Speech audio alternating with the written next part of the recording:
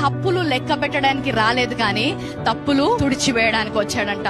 పాపులను శిక్షించడానికి రాలేదు కానీ పాపులను రక్షించడానికి వచ్చాడు. అందుకే ఆయన ఏమంటాడంటే, రోగులకే వైద్యుడు అవసరము కానీ ఆరోగ్యంగా ఉన్న వారికి వైద్యుడు అవసరము లేదు.